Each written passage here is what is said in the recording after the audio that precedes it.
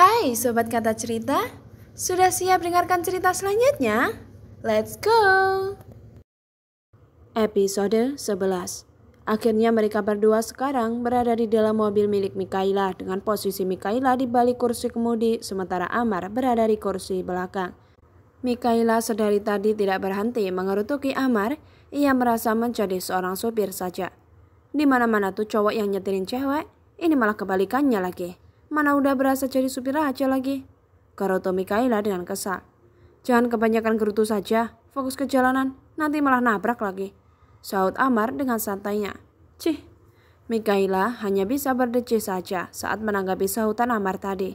Setelahnya keheningan melanda mereka berdua. Mikaela fokus ke jalanan sementara Amar masih teringat akan kejadian di taman tadi.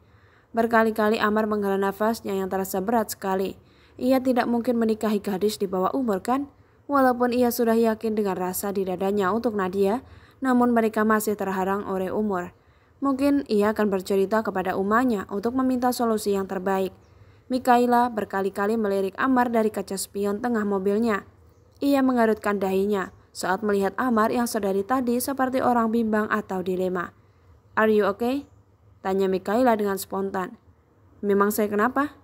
Balas Amar yang membuka kedua matanya. Ya, seperti terlihat punya banyak beban saja. Siapa tahu mau berbagi. Sahut Mikaela yang kembali fokus dengan setir mobilnya itu.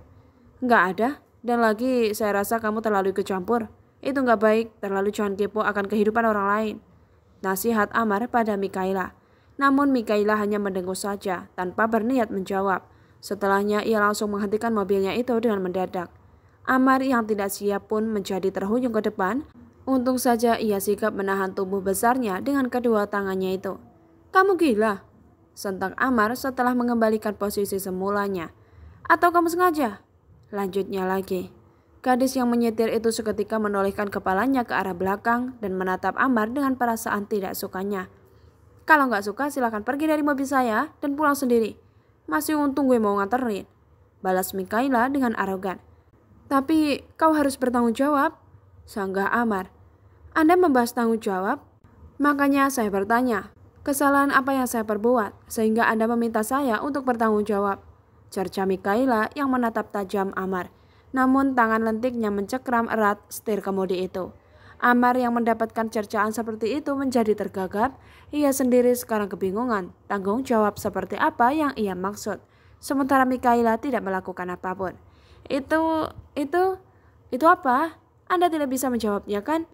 Maka dari itu silakan pergi dari mobil saya bila Anda tidak suka. Sabar Mikaela dengan sekali bicara. Ia sudah banyak mengalah dan menurunkan gengsinya. Namun sepertinya lelaki yang ada di kursi penumpang mobil ini tidak tahu cara berterima kasih. Sehingga malah menuduh dirinya seakan-akan ia pelaku kejahatan dan harus bertanggung jawab saja. Maaf, cicit Amar yang mengetahui letak kesalahannya itu. Seharusnya ia tidak arogan kepada gadis ini. Namun karena pikirannya sedang kacau, ia menjadi melampiaskannya kepada Mikaela. Sudahlah, ucap Mikaela. Setelahnya Mikaela keluar dari dalam mobilnya dan berjalan menuju bagasi mobilnya guna mengambil barang-barang yang ia taruh tadi. Amar yang melihat itu hanya terdiam dan melihat apa yang gadis itu lakukan. Setelahnya ia menoleh melihat sekelilingnya. Ia bingung kenapa Mikaela, gadis arogan dan angkuh tersebut menghentikan mobilnya di tempat kumuh dan juga jorok seperti ini.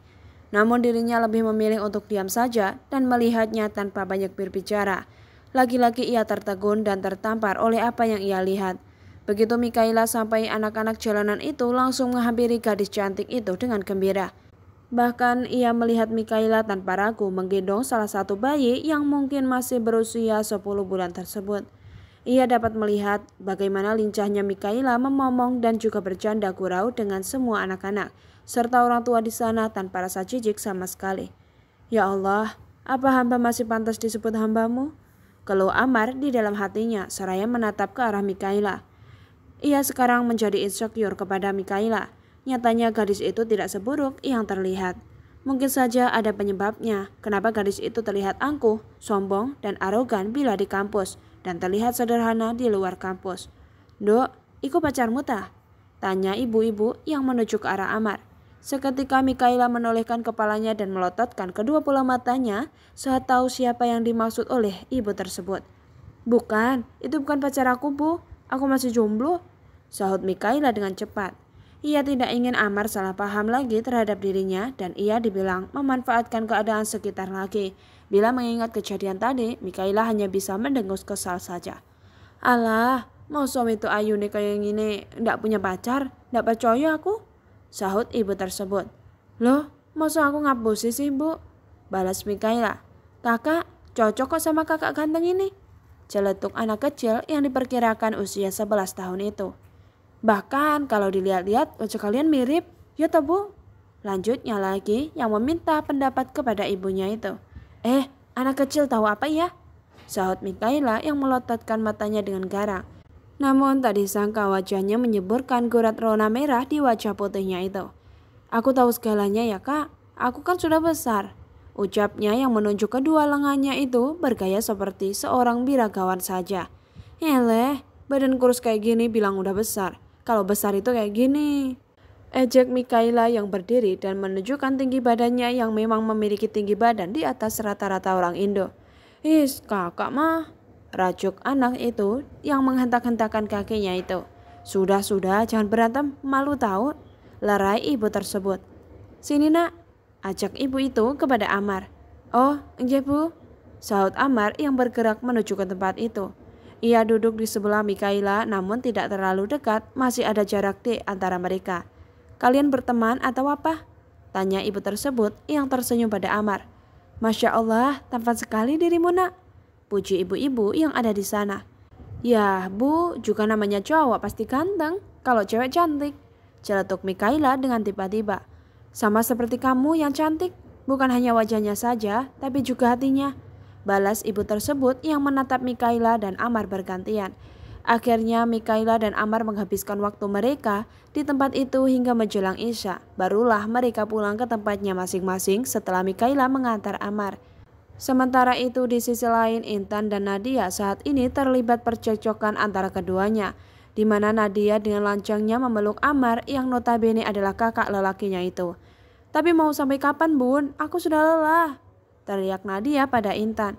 Maklum saja usianya yang masih 15 tahun itu membuatnya belum sepenuhnya bisa mengontrol emosinya. Atau biasa orang sebut Nadia masih labil sebab usianya yang masih termasuk muda. Sampai waktunya tiba nak, Intan mencoba menjelaskannya dengan sabar. Aku bosan Bun, aku bosan. Aku juga ingin seperti yang lain, ada saudara yang bisa melindungi aku, membela aku, keluh Nadia yang menangis itu. Nadia pulang saat ia menjelang maghrib. Ia masih bertahan di taman dan melihat kejadian di mana Amar dan Mikaila pergi menggunakan mobil milik Mikaila. Nadia yang melihat itu tentu saja tidak suka. Bukan tanpa sebab ia tidak suka, namun Amar dengan gadis lain bisa pergi berduaan saja tanpa rasa ragu. Tetapi saat dengannya yang notabene adalah adiknya malah seperti itu. Ia kecewa, ia marah, namun ia harus marah dan kecewa kepada siapa? Nak, lirih Intan yang berniat memeluk anak gadisnya itu. Namun Nadia memberontak dan berlari pergi meninggalkan Intan sendiri di ruang tamunya menuju kamarnya dan setelahnya ia mengunci pintu itu. Intan yang mendapatkan penolakan itu hanya bisa menangis sambil menjatuhkan bobot tubuhnya itu ke lantai keramik rumahnya. Ia menangis seraya memukul dadanya yang terasa sakit itu. Bersambung, lanjut di episode 12.